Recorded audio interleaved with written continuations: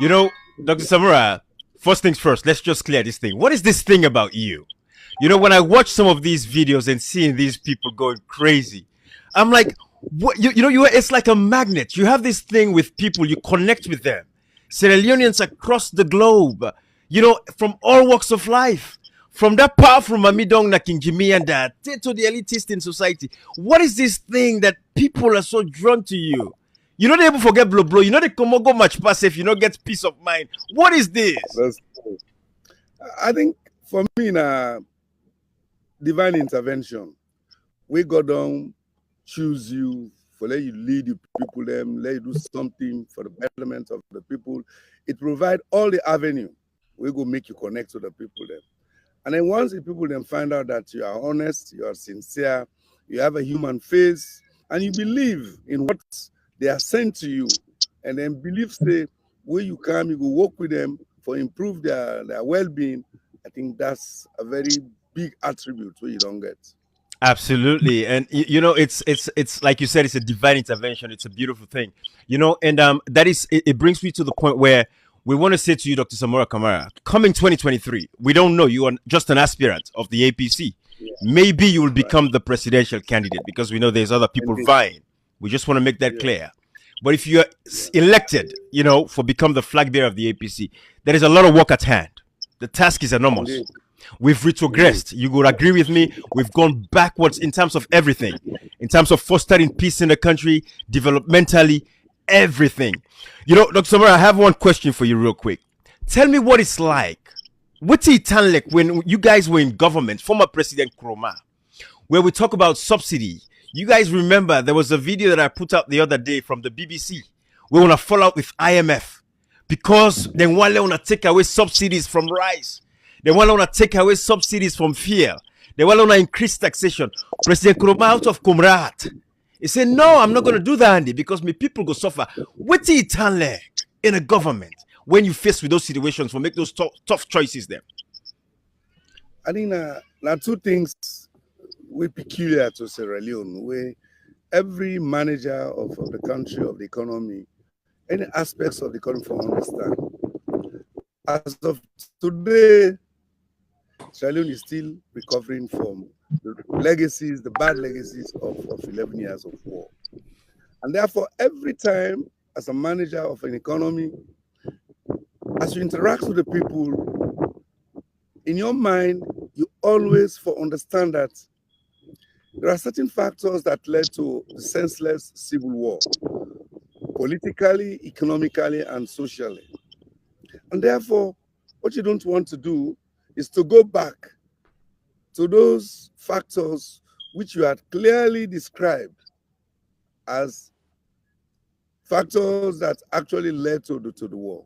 You don't want to go back into it. You don't want a reversal. No. Now, as long as you have this at the back of your mind, then you always know that the bottom line in managing any economy, you must get a human face.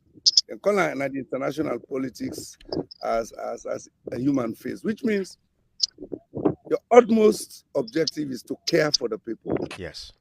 Government cannot be seen to be competing with the people for resources to run government. No, it is the people that you have to cultivate, that you have to incubate, so that they can help you to manage the economy properly. If the people don't want to pay taxes, they will pay taxes as long as they know, say, the money we they get from taxes, they pour them back to them for their well-being. Sometimes people come with voluntary contributions in various ways.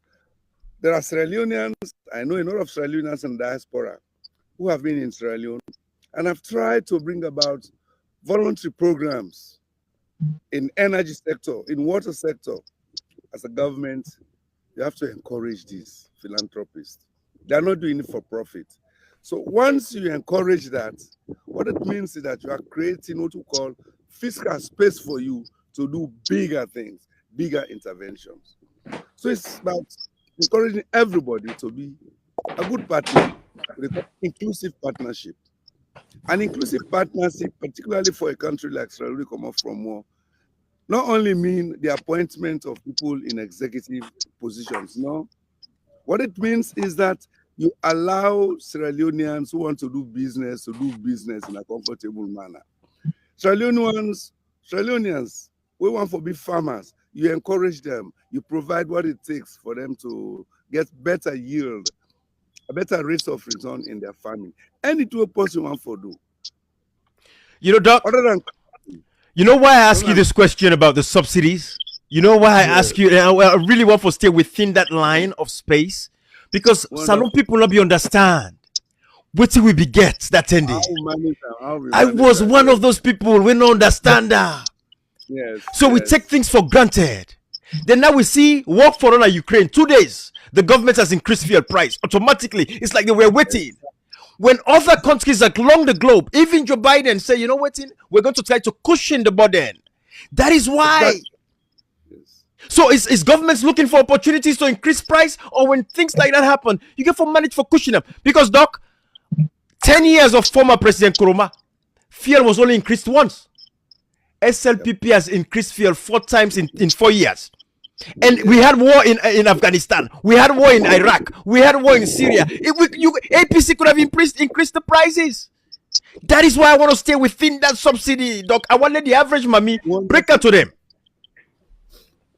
I quite agree with you. When you deal with people, them, your ultimate objective is to seek their welfare. Now, yes, international prices of oil, they increase, but government has a responsibility to protect the people from the burden of international oil price increases. Yes, they rule with market forces, but what we call managing market forces, managing economy. Not to something like what would they see now, where oil price go up, you push the button, you see the effect on domestic oil prices. Bump, you increase the price. No, that's not economic management, not a welfare management that one day. You are a government. You're responsible to everybody. The oil, I don't want to say much. I can't give them too many leads. But